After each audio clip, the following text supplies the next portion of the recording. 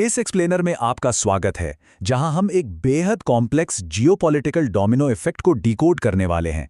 एक बार जरा सोचिए, पाकिस्तान में एक डिप्लोमैटिक मीटिंग फेल होती है और उसका डायरेक्ट असर यूरोप में एक भयानक आर्थिक संकट के रूप में सामने आता है। सुनने में अजीब लगता है ना? पर आइए देखते हैं कि कूटनीति और इतिहास का ये आपस में क्या कनेक्शन है। आज के इस एक्सप्लेनर में हम इन मेन पॉइंट्स पर फोकस करेंगे।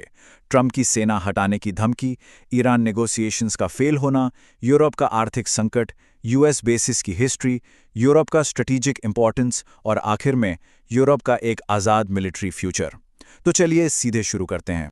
सबसे पहले बात करते हैं उस इमीडिएट ट्रिगर की जिसने इस पूरे बवाल की शुरुआत की। एक ऐसी धमकी जिसने पूरी दुनिया की पॉलिटिक्स में शॉक वेव्स भेज दिए। जरा डोनाल्ड ट्रंप के इन कड़े शब्दों पर गौर कीजिए जो उन्होंने जर्मन चांसलर फ्रीड्रिश मेर्स को कहे थे।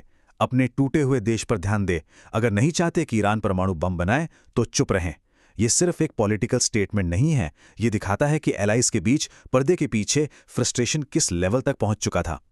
और इस गुस्से का नतीजा था ये चौंकाने वाला नंबर 5000।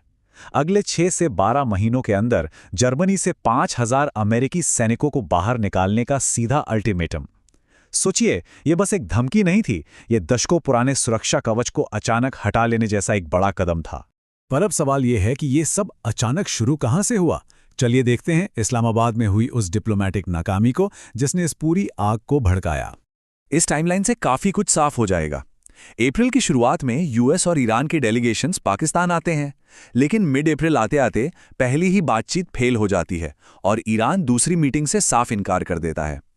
अप्रैल के आखिर तक यूएस अपना डेलीगेशन ही कैंसिल कर देता है और बस यही वो मौका था जब जर्मनी की तरफ से इस फेल हुई डिप्लोमेसी पर कटाक्ष आने शुरू हुए। जैसे कि जर्मन चांसलर का ये सीधा तंज ईरान का नेतृत्व अमेरिका को अपमानित कर रहा है। अब खुद सोचिए, जब एक क्लोज एली से ऐसी बात सुनने को मिले तो कैसा रिएक्शन होगा। ये एग्जैक्ट वो कैटलिस्ट था जिसने यूएस लीडरशिप को ट्रिगर किया और उस मिलिट्री विड्रॉल वाली धमकी को जन्म दिया। पर यहां एक डीप सवाल उठता है, जर्मनी अपने सबसे बड़े मिलिट्री एलाई को ऐसे ताने क्यों मार रहा था? इसका जवाब छिपा है उनकी अपनी बिगड़ती अर्थव्यवस्था में। इन दो सिचुएशंस को कंपेयर कीजिए। वॉर से पहले जर्मनी नॉर्ड स्ट्रीम पाइपलाइन के जरिए आने वाली रशियन गैस पर निर्भर था, जो उनकी इकोनॉमी के लिए स्टेबल था। पर अब सिनारियो पूरी तरह बदल चुका है। उन्हें अब स्ट्रेट ऑफ हॉर्मुज़ और महंगे अमेरिकन सप्लाईज पर निर्भर रहना पड़ रहा है।